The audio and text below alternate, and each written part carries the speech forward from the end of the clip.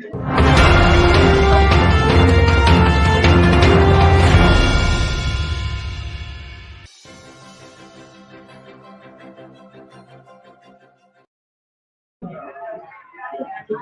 दर्शकों, 10 news network पर आपका स्वागत है। आज ये बहुत विशेष कार्यक्रम है।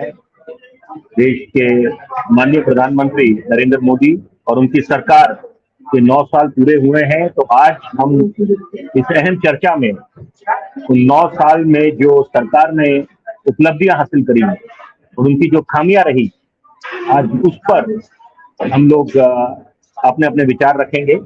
और आज जो सम्मानित प्रवक्ता अलग अलग राजनीतिक दलों के हमारे साथ आज इस कार्यक्रम का हिस्सा बनेंगे। हेमचंद शर्मा जी भाजपा की तरफ, राजकुमार भाटी प्रवक्ता समाजवादी पार्टी के, और राजकुमार भाटी जी मुझे लगता है कि अभी 5 मिनट में हमारे साथ जुड़ने वाले हैं। और मैं सबसे पहले स्वागत करूंगा हेमचंद शर्मा जी का।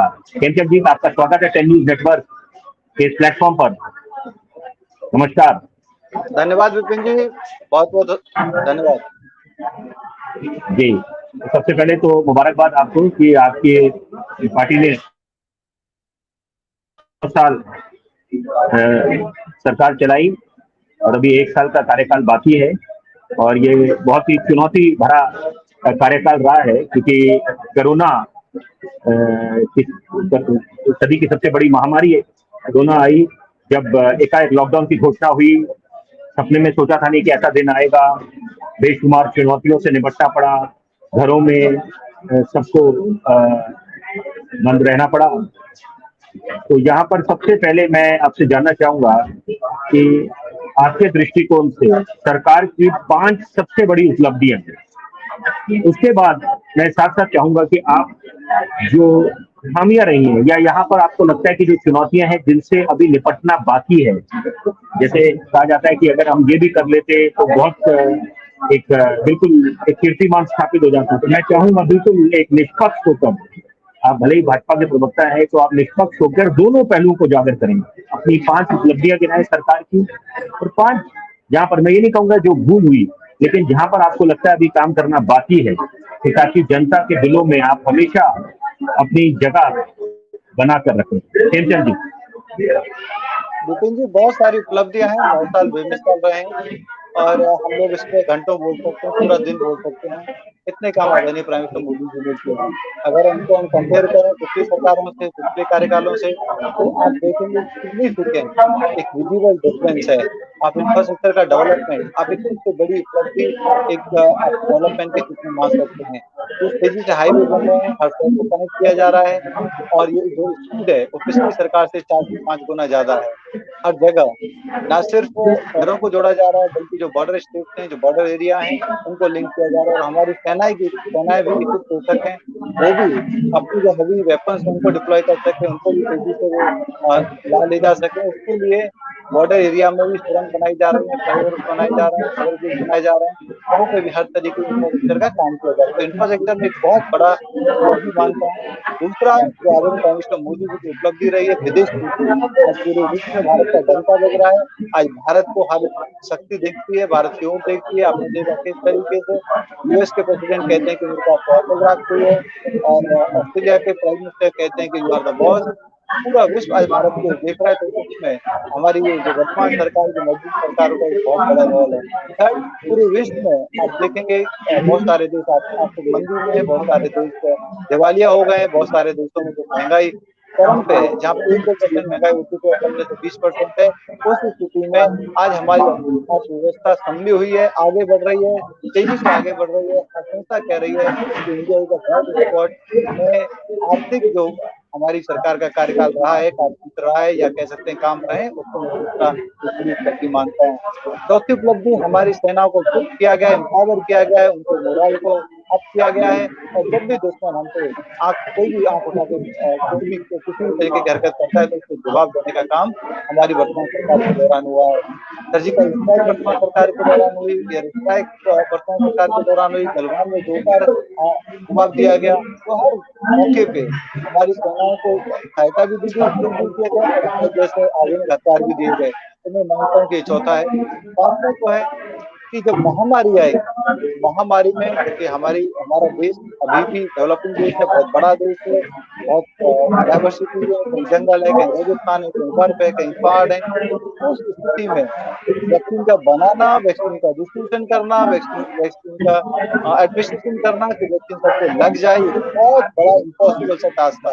बहुत सारे छोटे-छोटे देश जिनके पास पैसा भी है, इंफ्रास्ट्रक्चर भी है, वो भी इस काम को नहीं कर पाए। उस स्थिति में आदरणीय प्राइम मिनिस्टर मोदी जी के नेतृत्व में वर्तमान सरकार और साइंटिस्ट, डॉक्टर्स के सहयोग से हम लोगों ने अपनी वैक्सीन भी बनाई, उस वैक्सीन को पूरे देश में डिस्ट्रीब्यूट भी किया और हर व्यक्ति तक उसको एडमिनिस्ट्रेशन करने का इंफ्रास्ट्रक्चर डेवलप किया। एक बहुत बड़ी उपलब्धि ये आदरणीय प्राइम मिनिस्टर मोदी जी की रही है और ना सिर्फ अपने देश में बल्कि भारत ने विदेशों को 100 से ज्यादा देशों को मदद की। आज उसकी वजह से जब भी आदरणीय प्राइम मिनिस्टर मोदी जी जाते हैं तो लोग भारत सरकार को, भारत के लोगों को, आदरणीय प्राइम मिनिस्टर मोदी जी को धन्यवाद करते हैं, थैंक्स बोलते हैं कि एक महामारी के समय भारत उनके साथ खड़ा रहा, भारत ने उनकी मदद की। कोई भी गरीब भूखा ना सोए, हर एक व्यक्ति को भरपेट भोजन मिले। जो विषम परिस्थिति है जिसमें काम नहीं थे, उद्योग धंधे बंद हो गए थे या बिजनेस बंद हो गए थे, इसके लिए आदरणीय प्राइम मिनिस्टर मोदी जी ने सबके लिए राशन, फ्री राशन और समुचित राशन देने की व्यवस्था की। 80 करोड़ से ज्यादा लोग एलिजिबल थे, लोगों ने एंजॉय किया उस फैसिलिटी को, आज भी एंजॉय कर रहे हैं। बहुत बड़ा टास्क है। वहीं एक समय एक ऐसी स्थिति होती थी कांग्रेस के जमाने में, अनाज गोडाउन में सड़ जाता था, गोडाउन में खराब हो जाता था, चूहे खा जाते थे, लेकिन वो गरीबों तक नहीं पहुंचा था। इवन सुप्रीम कोर्ट ने कहा कि जो अनाज 60,000 करोड़ से ज्यादा का खराब हो जाता है, आप उसको गरीबों में क्यों नहीं दे सकते, आप उसको गरीबों में क्यों नहीं देते। लेकिन वो इंटेंशन ही नहीं थी, वो प्लान ही नहीं था, सेवा का भाव ही नहीं था। आज की सरकार में सेवा का भाव है, दुख दर्द को गरीबों के समझा जाता है और गरीबों के दुख दर्द को समझते हुए नीति बनाई जाती है और उसी का परिणाम है कि जन जन तक जहाँ जिसको जरूरत है उसको भोजन देने की व्यवस्था की गई। ये 9 साल की बड़ी उपलब्धियां हैं। और जहाँ रही कमी की बात, हमारा देश बहुत बड़ा है, एस्पायरेशन सभी हैं, अभी अच्छा हो रहा है, उसको बेस्ट करने की जरूरत है, बेस्ट हम करेंगे, हम हर क्षेत्र को बेस्ट करेंगे, यही हमारी नीति है, यही हमारा रोड मैप है। हम रुकते नहीं है। हमने जो खराबी थी, जो जहाँ पे बहुत ज्यादा गड्ढे हो रखे थे, हमने उन गड्ढों को समतल किया है, हम लोग दौड़ने लगे हैं और हम लोग स्पीड पकड़े। उसके लिए जो भी करना होगा ये सरकार करेगी। एस्पायरेशन जो हमारे युवाओं की एस्पायरेशंस हैं, हमारे देश की एस्पायरेशंस हैं, हम उनको पूरा करने का प्रयास करेंगे और उस पर हम लगातार काम करते रहेंगे। बिल्कुल आपने अपने विचार रखे प्रेमचंद जी। मैं कुछ सवाल भी आपसे पूछूंगा, लेकिन सबसे पहले मैं राजकुमार भाटी जी आपका स्वागत करूंगा। आप समाजवादी पार्टी के प्रवक्ता हैं, बहुत बहुत स्वागत है आपका 10 न्यूज नेटवर्क के इस प्लेटफॉर्म पर। और जैसे कि आज आपको पता है कि आज जो हम लोग चर्चा कर रहे हैं उसका विषय है कि जो मोदी सरकार, उन्होंने 9 साल का कार्यकाल पूरा करा है, तो उसी पर आज ये एक बड़ी अहम चर्चा रखी है जिसमें हम सिक्के के दोनों पहलुओं पर अपने विचार रखेंगे, क्या उपलब्धियां हासिल करी और क्या खामियां रही हैं। तो मैं सबसे पहले, क्योंकि मैंने अभी आप 5-10 मिनट, और मैं समझ सकता हूँ किसी कारणवश आप लेट जुड़े, तो मैं इसलिए पहले मैंने खेमचंद जी से ये प्रश्न पूछा था कि आप मोदी सरकार की 5 उपलब्धियां बताएं और 5 खामियां बताएं। तो मैं अब इन्होंने 5 उपलब्धियां तो बताई हैं, लेकिन अब मैं आपको चर्चा में जोड़ना चाहता हूं और आपसे पहले पूछूंगा कि जो 5 खामियां जो आपको लगता है सबसे बड़ी खामियां मोदी सरकार की है, मैं चाहता हूं वो आप अपने विचार रखें ताकि दर्शकों तक हम उस पर उन तक ये बात पहुंचे और उस पर फिर हम अपने आगे उसका आकलन करें। भाटी जी। पहले तो मैं कहना चाहता हूँ कि मैं थोड़ा देरी से जुड़ा और मैं इसलिए प्रेमचंद शर्मा जी को पूरा सुन भी नहीं पाया, उनको थोड़ा सा ही वक्तव्य मैंने सुना है जो वो उपलब्धियां बता रहे थे। ये कॉमन बातें हैं जो आमतौर पर हर कोई कह सकता है, जिसके लिए कोई सबूत देने की जरूरत नहीं पड़ती कि उनकी कार्यशैली खराब थी, हमारी कार्यशैली बहुत अच्छी है, तब अनाज नहीं बट रहा था, अब अनाज बट रहा है, या ये गोलमोल बातें जो है ये कह सकते हैं। मैं तो जो माननीय मोदी जी ने खुद कहा था 2014 में जब वो आए थे, और उन्होंने जो खुद अपने वक्तव्य दिए थे, जो उन्होंने खुद वादे किए थे, जो घोषणाएं की थी, और जो कहा था कि हम ये लक्ष्य हासिल करेंगे, उन्हीं बिंदुओं पर थोड़ा सा प्रकाश डालना चाहता हूँ। सबसे पहले उन्होंने कहा था कि काला धन लेकर आएंगे। जो भारत का विदेशों में काला धन जमा है, पहली बात तो कांग्रेस में ये व्यंग करते थे कि कांग्रेस उसकी सूची सार्वजनिक क्यों नहीं करती, बताती क्यों नहीं है वो काला धन किसका है, तो बताना चाहिए। तो माननीय मोदी जी को 9 साल हो गए हैं, माननीय मोदी जी नहीं बता पाए हैं कि वो काला धन किसका है।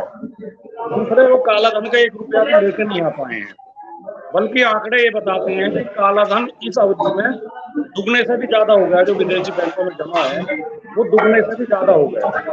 काला धन तो वापस आया नहीं, सफेद को ले लेकर लोग और भाग रहे हैं। मोदी जी के 9 साल के कार्यकाल में कई हजार बड़े बड़े उद्योगपति, पूंजीपति, कारोबारी भारत छोड़ के भाग गए हैं। उसमें से कई ऐसे हैं जो बैंकों का रुपया लेके भागे। दूसरा, मोदी जी ने कहा था, काले धन के संदर्भ में कहा था, काला धन आएगा तो 15-15 लाख रुपए अकाउंट में जाएंगे। खैर वो तो एक जुमला बनकर रह गया। दूसरी, इन्होंने जो बड़ी बात कही थी, कहा था 2 करोड़ रोजगार हर साल दूंगा। रोजगार का मतलब, जब सरकार रोजगार के शब्द कहती है तो हर कोई उसका अर्थ सरकारी नौकरी लगाता है, और उसका मतलब भी ये होता है। जो पकौड़े बेच रहे हैं, जो चाय बेच रहे हैं, जो अपना व्यवसाय छोटे मोटे कर रहे हैं, उनका मोदी जी श्रेय लेना चाहे तो उसका कोई औचित्य नहीं है। उस 2 करोड़ की बनिस्पत जो 9 साल में 18 करोड़ नौकरियां मिली थी, वो 1 करोड़ तक भी नहीं पहुंच पाई। इतना खराब रिजल्ट है। 1 करोड़ नौकरी भी सरकारी नौकरी को नहीं दे पाए पूरे 9 साल। जबकि सरकारी विभागों में जगह खाली पड़ी है, रेलवे में, सेना में और बैंकों में जगह जगह जगह खाली पड़ी है। हर मंत्रालय में सीटें खाली पड़ी हैं, लेकिन वो नौकरी नहीं दे पाए। तीसरी जो बड़ी बात माननीय मोदी जी ने कही थी, और आपको याद होगा, याद नहीं हो तो थोड़ा स्मरण शक्ति पर जोर डालें, कि मैं संसद को अपराध विहीन कर दूंगा, संसद में किसी अपराधी का प्रवेश नहीं होगा। लेकिन आंकड़े हमें ये बताते हैं कि अपराधियों की संख्या लगातार संसद और विधानसभा में बढ़ती जा रही है, और उनमें भारतीय जनता पार्टी के लोगों का ही संख्या ज्यादा है। भारतीय जनता पार्टी हम नाम न ले लेके बताऊंगा तो बहुत लंबा हो जाएगा उदाहरण, केवल एक मोटी बात कह सकता हूं कि उत्तर प्रदेश में जिन लोगों की सदस्यता समाप्त हुई है अपराधों में सजा होने के बाद, उनमें 6 मेंबर भारतीय जनता पार्टी के, जो 6 लोगों की सदस्यता समाप्त हुई है। समाजवादी पार्टी के 2 लोगों की सदस्यता समाप्त हुई थी, जिनमें से एक को कल कोर्ट बरी कर चुकी है, माननीय आजम खां को, और उनके बेटे अब्दुल्ला आजम की भी सदस्यता मामूली गलती की वजह से, के डेट ऑफ बर्थ गलत लिखी थी, उसमें खत्म हुई है। किसी बड़े अपराध में समाजवादी पार्टी के किसी सदस्य की नहीं। एक बात उन्होंने कही थी कि राजनीतिक जो भ्रष्टाचार है उस पर प्रहार करूंगा, जो चुनावी चंदे में पारदर्शिता लेकर आऊंगा, क्योंकि ये सब मानते हैं कि चुनावी चंदे से ही भ्रष्टाचार पनपता है। तो चुनाव लड़ने वाले कैंडिडेट या पार्टियां 2 नंबर का धन अर्जित करते हैं, चंदे के रूप में लेते हैं, फिर सरकार बनने के बाद उनके काम करने पड़ते हैं उन्हें, इसलिए भ्रष्टाचार और बेईमानी का साम्राज्य फैलता है। माननीय मोदी जी ने क्या किया उसमें, उन्होंने वो इलेक्ट्रॉल बॉन्ड सिस्टम लेके आए। ये इतना खराब सिस्टम है, और ये इसे बिल्कुल मतलब भ्रष्टाचार पे पर पर्दा डालने का काम करता है। 1 मिनट आपसे सवाल पूछना चाहूंगा बड़े विनम्र पूर्वक, क्या इलेक्टोरल बॉन्ड पहले सिस्टम नहीं था क्या? इलेक्टोरल बॉन्ड सिस्टम पहले नहीं था। पहले ये होता था कि 20,000 तक का जो चंदा नगद दिया जाता था उसकी कोई लिखा पढ़ी नहीं होती थी। 20,000 से ज्यादा चंदे का रिकॉर्ड देना पड़ता था, किस पार्टी ने दिया है, और उसकी रसीद देनी पड़ती थी, बैंक में लेना पड़ता था। लेकिन इलेक्टोरल बॉन्ड में क्या सिस्टम है कि ना तो देने वाली पार्टी का नाम पता चलेगा, न लेने वाली पार्टी के पास नाम पता चलेगा। कोई भी जाए बैंक से इलेक्टोरल बॉन्ड खरीदे और वो किसी भी पार्टी को दे दे, उसका कोई रिकॉर्ड नहीं बताया जाएगा। ये क्या मैं गलत तो नहीं कह रहा हूँ? मतलब ट्रांसपेरेंसी नहीं है, ट्रांसपेरेंसी नहीं होती, पारदर्शिता नहीं है आपके साथ। न देने वाले का नाम पता, न लेने वाले का नाम पता, तो इससे तो एक जरूर विचार लूंगा जी। तो ये चीजें हैं। लेकिन इसके अलावा जो हमारे आरोप हैं इस सरकार पर, इस सरकार ने लोकतंत्र को कमजोर किया है, बोलने की आजादी को सीमित किया है, विपक्षी पार्टियों को परेशान किया गया है। जो इनके खिलाफ मजबूत पार्टी होती है उसी के खिलाफ सीबीआई, इनकम टैक्स, ईडी सक्रिय हो जाते हैं। इस सरकार में सांप्रदायिक तनाव बढ़ा है, लोगों के बीच में नफरत का माहौल बढ़ा है, और वो बढ़ाने का काम भारतीय जनता पार्टी के लोग करते हैं। इनके एक सांसद है प्रवेश वर्मा, वो दिल्ली में राजधानी में खड़े होकर कह रहे थे कि धर्म विशेष के लोगों को इंगित करके इनको पिटाई करो, इनकी दुकानों से सामान मत खरीदो, इनका बहिष्कार, इनके जो नारे लगे थे गोली मारो गोली मारो। एक इनकी सांसद है प्रज्ञा ठाकुर, वो कह रही है घरों में छुरे पहना कर रख लो, ये गर्दन काटने के काम आएंगे। तो ये जो चीजें हुई हैं, ये तमाम मोदी सरकार की विफलताएं हैं। 9 साल में सफलता के नाम पर कोई छोटी मोटी उपलब्धि भी हमें दिखाई नहीं देती। मैं भाटी जी आपको रोकना चाहूंगा। मैं चाहूंगा, बिल्कुल आप लोगों ने दोनों बड़े सम्मानित प्रवक्ता हैं अपने अपने राजनीतिक दलों के, और मैं दोनों पे टिप्पणी करना चाहूंगा। जो खेमचंद शर्मा जी ने अपने विचार रखे, उपलब्धियां गिनाई, और आपने जो खामियां गिनाई, मैं दोनों पे मैं चाहूंगा कि ताकि बिल्कुल नफी तुली, बिल्कुल एक संतुलित होकर हम लोग चर्चा करें। बड़ी सार्थक चर्चा है ये। और तो मैं सबसे पहले खेमचंद जी ने तमाम बातें बोली, उपलब्धियां बता गिनाई भाजपा की, तो मैं मोदी सरकार की, तो मैं ये इसको जरूर बोलना चाहूंगा क्योंकि बेरोजगारी एक सबसे ज्वलंत मुद्दा है, और जिसपे ये कहना कि सरकार की सोच नहीं गई है तो मुझे लगता है गलत होगा। लेकिन अभी सफर काफी लंबा है और चुनौतियां बेशुमार हैं। तो यहाँ पर जो वायदे करे गए थे, अलग बात है कि ये तो एक रिवायत है, चुनावी मैदान में जब राजनीतिक दल उतरते हैं, बड़े बड़े कद्दावर नेता उतरते हैं, तो बड़े बड़े वायदे करे जाते हैं। कितने वो पूरे होते हैं वो तो जनता तय करती है जब अपना बेशकीमती वोट डालने के लिए लोकतंत्र के महापर्व में निकलते हैं। बहरहाल बेरोजगारी एक ज्वलंत मुद्दा है, साथ साथ महंगाई, और सबसे बड़ी बात है कि यहाँ पर जब अडानी मुद्दे पर विपक्ष की मांग थी कि जेपीसी की, तो वहां सरकार की ध्यान नहीं गया। तो ये 3 बातें मैं चाहता था कि मैं खेमचंद जी जो अपने विचार रखे, तो मैं ये आगे उस पर अपने विचार रखूं। दूसरी बात, भाटी साहब आपने जो तमाम बातें गिनाई, आपने जो खामियां गिनाई मोदी सरकार की, तो आधा ग्लास अगर खाली है तो आधा भरा भी है। और परसेप्शन बहुत बड़ी बात होती है, धारणा या कुछ प्री कंसीव नोशन हम लोग बना लेते हैं। जैसे एक आजकल एक फैशन सा बन गया है बार बार बोलना, लोकतंत्र खतरे में आ गया है और डेमोक्रेसी इज अंडर अटैक, ये एक फैशन स्टेटमेंट बन गया है। तो यहाँ तो हमें अपने लोकतंत्र पे बड़ा गर्व है। हिंदुस्तान का जो लोकतंत्र है, और हम लोग तो हिंदुस्तान में एक विश्व का सबसे बड़ा लोकतंत्र है, और यहाँ पर अगर हम इसकी तुलना करें अपने महान मुल्क की बाकी मुल्कों से, तो यहाँ पर समाज का हर एक तबका बड़ा सुरक्षित महसूस है और गर्व महसूस करता है। तो यहाँ पर कोई ऐसा भेदभाव नहीं, वो तो परसेप्शन है, एक धारणा है कि यहाँ पर हम बना देते हैं। और साथ में आपने कुछ खामियां गिनाई, वो बात ठीक है, मैं कुछ हद तक आपके साथ जरूर इत्तेफाक रखूंगा, कुछ हद तक मैं खेमचंद जी के साथ भी इत्तेफाक रखूंगा। लेकिन यहाँ पर एक बात है कि यहाँ पर हम लोग जब खामियां गिनाते हैं, आपने डेमोक्रेसी की बात करी, आपने बातें करी कि कैसे यहाँ पर भ्रष्टाचार की बात करी, लेकिन मैं एक बात भाटी साहब जरूर बोलना चाहूंगा, फिर उसके बाद आपके के पास मैं आऊंगा कि ये भी मुझे लगता है यादें ताजा कराने की बात है कि वो जो एक इनफेमस स्टेटमेंट था, बॉयज विल बी बॉयज। और दूसरी बात, जब सदी की सबसे बड़ी महामारी आई कोरोना, तो वहां पर जब हम लोग इंतजार कर रहे थे कि कब कैसे निजात पाएं इस महामारी से, कि जब घरों में रहना पड़ा और हम लोग बड़े एक ऐसी दुविधा में थे और कामकाज ठप पड़ा हुआ था, घरों में कैद रहना पड़ा। तो यहाँ पर जब टीके का इजाज हुआ, जिसका श्रेय महान वैज्ञानिकों को जानता है, भाजपा के दफ्तर में तो बना था नहीं, तो वहां पर भी जब आधी के पार्टी के नेताओं ने क्या बयानबाजी करी थी, हम टीका नहीं लगवाएंगे या जो भी है, तो आप लोगों को तो रोल मॉडल समझा जाता है। जो नेता होते हैं, नेता जो होते हैं उनको रोल मॉडल समझा जाता है, प्रेरणा उनसे ली जाती है। तो जब नेता एक जनता के सामने साधारण, तो वहां पर अगर ऐसी बातें पहुंचती हैं तो आपको लगता नहीं कि वो हताश होंगे, क्योंकि आप लोकतंत्र का मतलब यही है कि हमारा विपक्ष मजबूत होना चाहिए, मुकम्मल तरीके से आप आवाज उठाएं, सरकार की खामियां उजागर करें। तभी तो आपको ये प्लेटफॉर्म मिला है कि आप सरकार की खामी, मैंने आपसे तभी आपको मौका दिया, अभी आगे भी इस चर्चा में आपको मौका मिलेगा, आप उजागर करें। आप अगर आपको लगता है कि लोकतंत्र के मंदिर में जिसका उद्घाटन करा है संसद भवन, तो वहां पर अगर राष्ट्रपति जी का उद्घाटन नहीं कर रहे हैं तो वहां पर प्रधानमंत्री कर रहे हैं, उसमें आपने आपत्ति अपनी दर्ज कराई है, तो वो आप ये बात अपनी जगह जायज है, आपको पूरा बनता है। लेकिन साथ साथ हम लोग सिक्के का सिर्फ एक पहलू देखें तो मुझे लगता है वो भी। विपिन जी मेरे को आ रही है आवाज, जी आ रही है जी, खेमचंद जी बिल्कुल आवाज आ रही है, आपको आवाज पहुंच रही है? मैंने 9:30 बजे तक का समय लिया था, मैं 4-5 मिनट और हूँ आपके साथ। जी मैं चाहूंगा आप जरा संक्षेप में अपने विचार रखें खेमचंद जी, बिल्कुल अपने विचार रखें।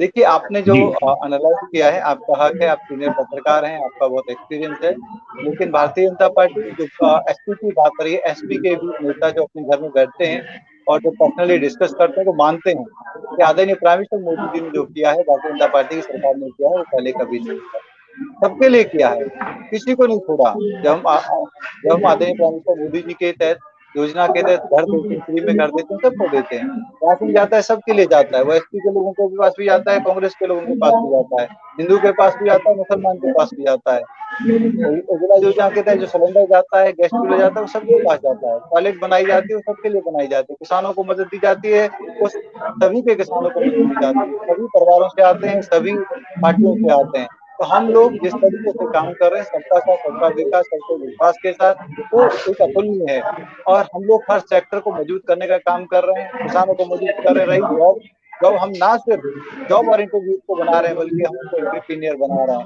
हमने मुद्रा लोन दिया, मुद्रा लोन के तहत लोगों ने लोन लिया, उसमें ज्यादातर महिलाएं थी, महिलाओं ने अपने काम खड़े किए, युवाओं ने अपने काम खड़े किए। आज महिला खिलाड़ियों के लिए आपका ध्यान क्यों नहीं जा रहा?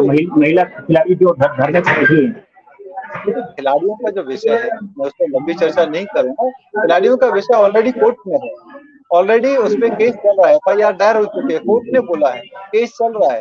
अगर अब मैं उसमें ज्यादा कमेंट नहीं करना चाहूंगा, जब केस चल रहा है, लीगल कार्रवाई चल रही है, तो उसमें ज्यादा कमेंट करना सही नहीं है। रही बात हमारी सरकार के काम करने की, सरकार लगातार काम कर रही है, करती रही है, करती रहेगी। और आप देखेंगे ओलंपिक एसोसिएशन ने उस जो एसोसिएशन फेडरेशन है, उसकी फेडरेशन उससे अपना सारा अधिकार भी ले लिया है और उसके द्वारा सिलेक्शन होंगे, नया पदाधिकारी आएगा, तो मुझसे समाप्त हो जाता है।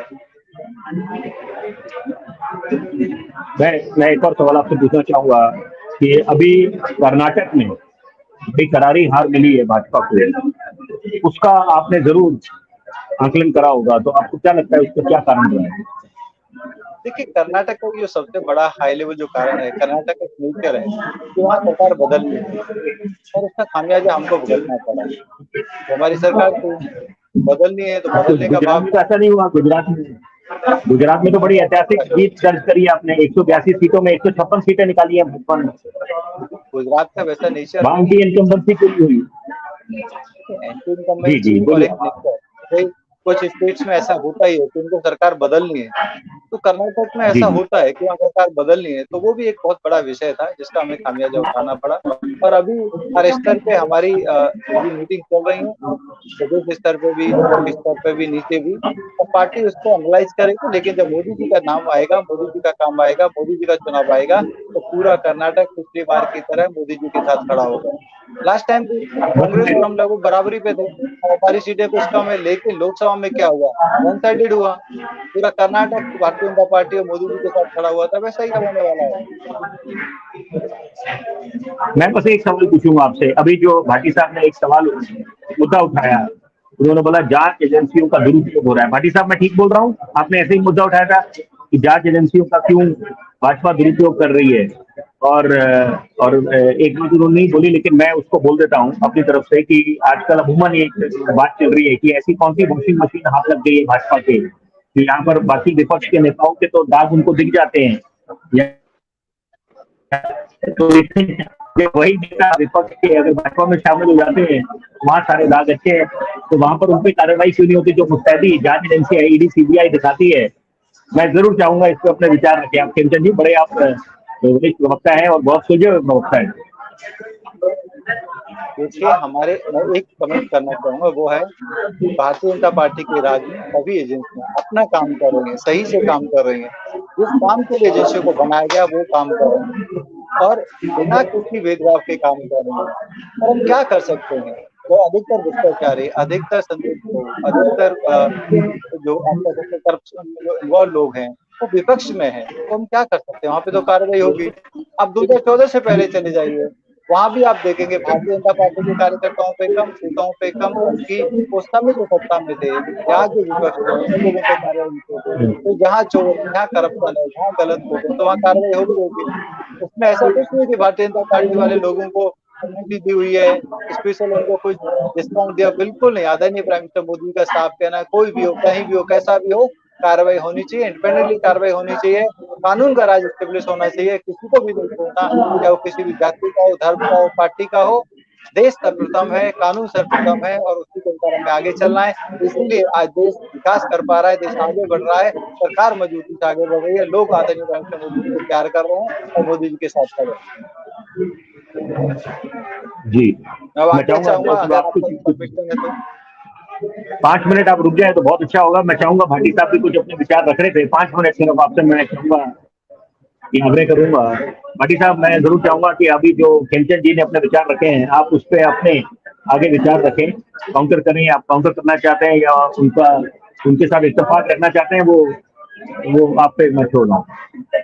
नहीं, खेमचंद जी ने दो बातें कही, दोनों का जवाब एक में ही मिल जाएगा। इन्होंने एक तो कर्नाटक का जिक्र किया और एक ये कहा कि बीजेपी के लोग भ्रष्टाचार नहीं करते, विपक्षी पार्टी करते हैं इसलिए कार्रवाई होती है। कर्नाटक में जो ठेकेदारों की एसोसिएशन है, जो कॉन्ट्रैक्टर हैं, जो मिलकर काम करते हैं, उन्होंने पूरे ऑफिसर ने बाकायदा प्रधानमंत्री को पत्र लिखा और पूरे मीडिया में घूमा कि हमसे 40% कमीशन मांगा जाता है।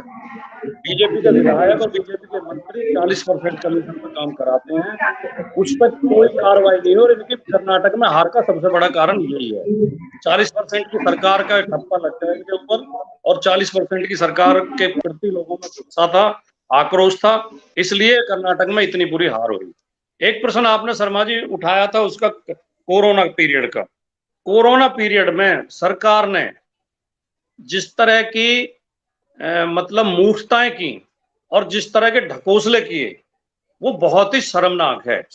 जब लोग ऑक्सीजन के अभाव में मर रहे थे, जब सरकार को ऑक्सीजन सिलेंडर की व्यवस्था करनी थी, दवाइयों की व्यवस्था करनी थी, बेड नहीं मिल रहे थे हॉस्पिटल में, तब माननीय मोदी जी लोगों से कह रहे थे कि वो थाली बजाओ और कह रहे थे दिए जलाओ, 9:09 पे 9 दिए जलाने हैं।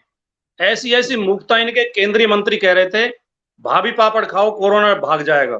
इनके एक दूसरे मंत्री जाके कोरोनिल का इनॉग्रेशन कर रहे थे स्वामी रामदेव के आश्रम में, जिसके पूरे मेडिकल साइंस कह रही थी कि ये कोई दवाई नहीं है, ये कोई उसका असर नहीं करेगा, गलत है, फर्जी है। इस तरह की मूर्खताएं, और देखा बिना सोचे समझे, बिना कोई चेतावनी दिए, बिना पूर्व अभ्यास किए, पूर्व अनुमान किए, अचानक लॉकडाउन कर दिया गया। सड़कों पर मजदूरों, गरीब लोगों के साथ क्या दुर्व्यवहार हुए। पुलिस पीट रही थी उन्हें, एक जिले से दूसरे जिले में घूमते थे, उस जिले की पुलिस पीट रही थी, वापिस जाते थे तो दूसरे जिले की पुलिस पीट रही थी। कितने लोग सड़कों पर मर गए।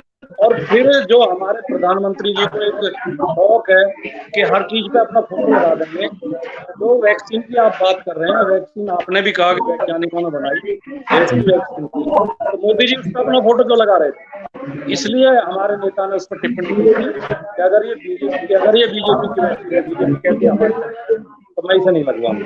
लेकिन हमारे नेता ने किसी से ये नहीं कहा, तो किसी नागरिक को कि आप वैक्सीन मत लगवाओ। पूरी समाजवादी पार्टी ने कोरोना काल में लोगों की मदद की और डॉक्टरों की भी मदद की। मैं खेमचंद जी जरूर चाहूंगा काउंटर करेंगे अभी जो आप कुछ बोलना चाह रहे हैं। ये जो वैक्सीनेशन की बात उन्होंने करी और जो पोस्टर की, मूर्खता उसको कहते हैं। जब वैक्सीनेशन जरूरी थी, जब हमें इंफॉर्मेशन फैलानी थी, पॉजिटिविटी फैलानी थी, लोगों को समझाना था, लोगों के डर को निकालना था, उस समय आप वैक्सीन के खिलाफ मिस इन्फॉर्मेशन फैला रहे थे, अफवाह फैला रहे थे, लोगों में डर बैठा रहे थे, लोगों को वैक्सीन ना करने के लिए आप इंकरेज कर रहे थे। और मैं कह सकता हूँ आपको कि हजारों लोगों की मौत का कारण समाजवादी पार्टी थी, अखिलेश जी थे, चाहे वो ज्यादातर लोग समाजवादी पार्टी के ही हों, उन्होंने उनको इंकरेज किया आप वैक्सीन ना लगवाएं, ये मोदी वैक्सीन है, ये बीजेपी वैक्सीन है, इससे ये हो जाएगा, इससे वो हो जाएगा। विशेषकर माइनॉरिटी में इन्होंने बड़ी अफवाह फैलाई कि आपके साथ ऐसा हो जाएगा, अब आपके साथ वैसा हो जाएगा, आपके बच्चे नहीं होंगे, आपके साथ ये गेम किया जा रहा है। इतनी अफवाहें समाजवादी पार्टी में फैलाने का काम किया, इसको मोदी का कहना है।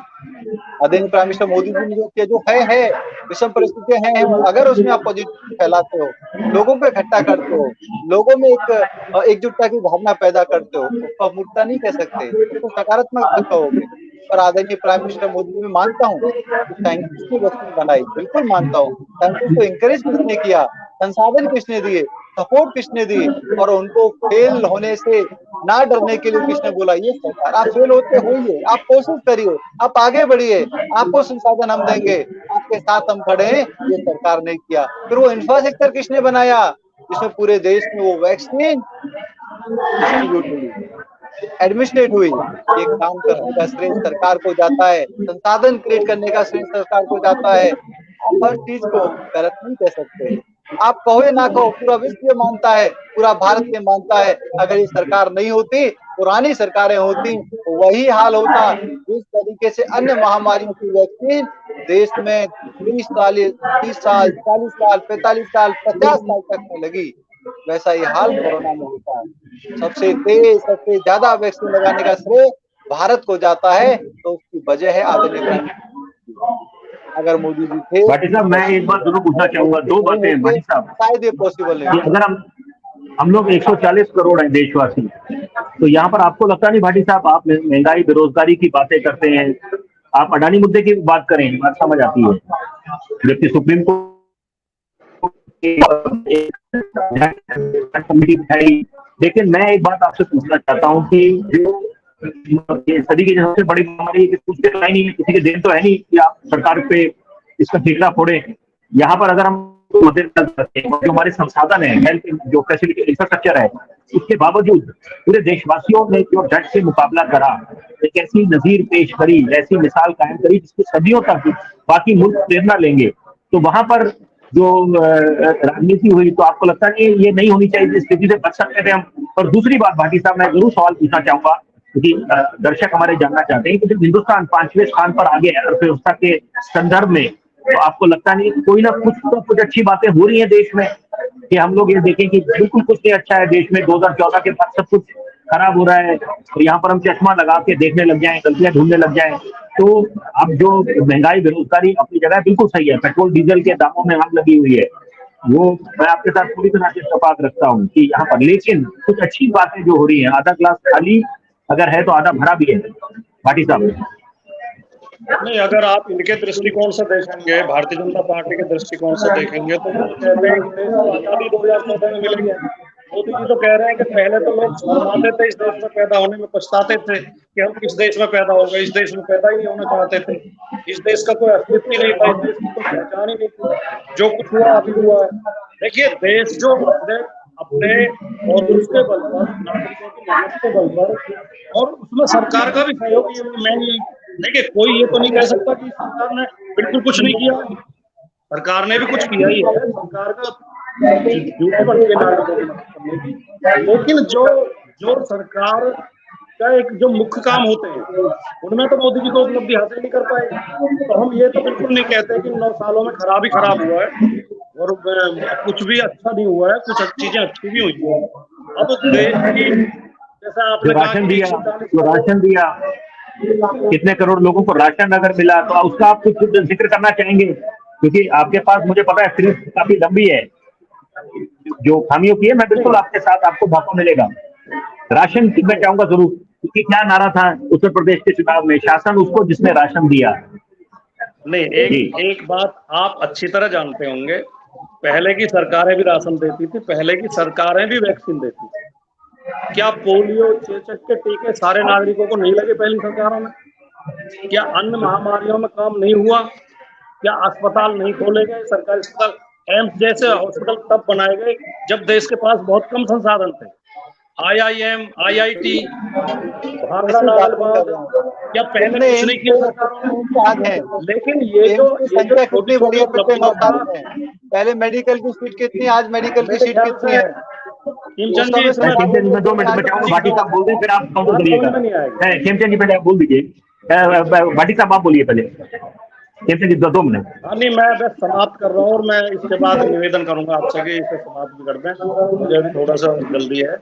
लेकिन जो उपलब्धियां हैं वो नमक आटे में नमक जितनी है, और जो समस्याएं पैदा की हैं इस सरकार ने, अभी खेमचंद जी कह रहे थे मूर्खता वो थी, ये ताली बजवाना, थाली बजवाना, दिए जलाना, ये मूर्खताएं नहीं थी, इन्हें कोई जस्टिफाई कर सकता है? ये ताली थाली किस लिए बज रही? देखो मैं यहाँ से बात नहीं रखूंगा, भाटी साहब यहाँ नहीं, ताली थाली के लिए, कोरोना योद्धाओं के लिए, जितना पैरामेडिकल स्टाफ था, जितने लोग, जब जनता कर्फ्यू लगा था उसके बाद, तो वहां पर आप ये बात बोले थे, तो वो ताली थाली तो सरकार ने थी नहीं। नो शर्मा जी, कैसे आप बोल रहे हैं? इस तरह हम अपर्दा नहीं डाल सकते। मेडिकल स्टाफ के रहने पर लोगों से कहा गया था थाली बजाएं, घरों के बाहर निकल के थाली बजाएं, और उससे दिक्कतें पैदा हुई थी, उससे कोई लाभ नहीं हुआ था। अब जस्टिफाई करना आप करे जाएं। मैं अब आपसे धन्यवाद करते हुए हम तो जस्टिफाई करेंगे, मैं आपसे विदा लूंगा। नमस्कार जी। मैं कैसे नहीं जरूर चाहूंगा, बस 2 मिनट आप रुके राजकुमार जी, भाटी जी, मैं चाहूंगा जरूर आप दोनों जो इन्होंने बड़े अहम बातें बोली उस पर आप जरूर आप दें। खेमचंद जी एक पहले जो उन्होंने बोला, आदरणीय राजकुमार जी सीनियर हैं, वरिष्ठ हैं, तो वो जानते हैं कि हमारी संस्कृति में ताली बजाने का क्या महत्व है। ताली बजाने से खुद के शरीर में भी और आसपास हर जगह पॉजिटिविटी आती है, सकारात्मकता आती है, और उसको आप मूर्खता बोलो तो मैं कुछ कमेंट नहीं करना चाहूंगा। वैसे ही मेरे को ऐसा लगता है कि भाटी साहब गाँव से आते हैं और थाली कब बजाई जाती है? जब खुशी का माहौल होता है, सेलिब्रेशन होता है, घर में कोई बच्चा होता है तो उस समय थाली बजाते हैं, खुशी से थाली बजाते हैं, जोरदार ताली। बस सुन लीजिए भैया, सुन लीजिए।